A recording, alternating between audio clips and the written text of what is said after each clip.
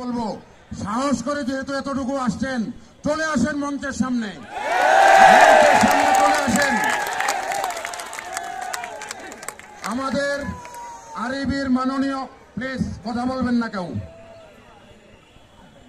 আমাদের আরবির মাননীয় চেয়ারম্যান মহোদয় বলে থাকেন শহীদ মিনারের এই আন্দোলন নাকি কেবলমাত্র চাকরিচ্যুতদের আন্দোলন।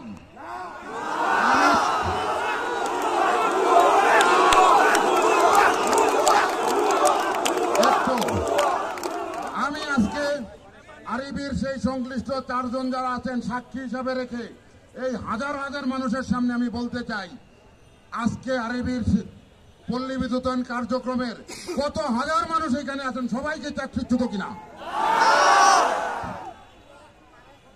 আছেন? কেন আপনি কেন এই মিথ্যাচারগুলি করতেছেন? কেন করতেছেন? আপনি কেন করতেছেন আজকে মিথ্যাচারগুলি? এই ৪৫,০০০ মানুষের সাথে এই অনাচারগুলি আপনি কেন করতেছেন? আমরা মজলুম, আমরা ৪৫,০০০ মজলুম, বাট আমরা ৪৫,০০০ মানুষ অবলা না, ঠিক কিনা?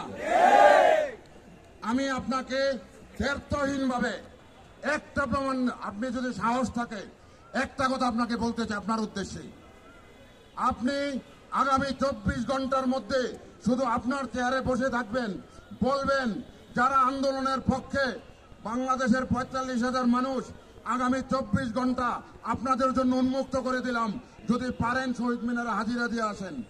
আপনি দেখেন একটা মানুষ পল্লী বিদ্যুতে থাকে কিনা, কে থাকবে কিনা কেউ?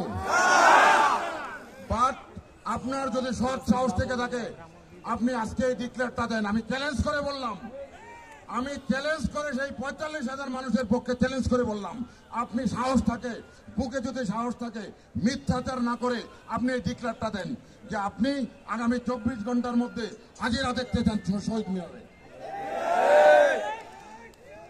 কি মনে হয় আপনাদের?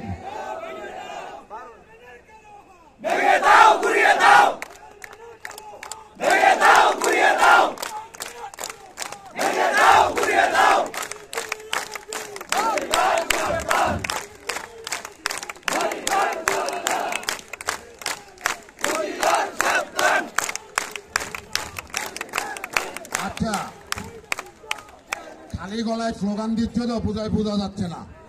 আমি একটু দেই, কণ্ঠ মেলাবেন তো সবাই? তো আচ্ছা ঠিক আছে, সবাই একসাথে দিলে আপনারা এলোমেলো করে ফেলেন, আবার আগের মতো। ঠিক আছে, আবার আগের মতো। এই যে ডান পাশ, ঠিক আছে? আমি কে, তুমি কে? পল্লী বিদ্যুতের কণ্ঠ তো ছোট হয়, এই আপনারা বাদ, এই বাবাস। আমি কে, তুমি কে? ওয়াও, দেখছেন? বলবেন আবার? ওকে, 1 2 3। আমি কে, তুমি কে? সাবাস সাবাস, একেবারে কণ্ঠটাও ছোট হয়েছে। আমি ৩ বার বলবো, আমি দেখতে যাই ৩ বারে। আমি কে, তুমি কে?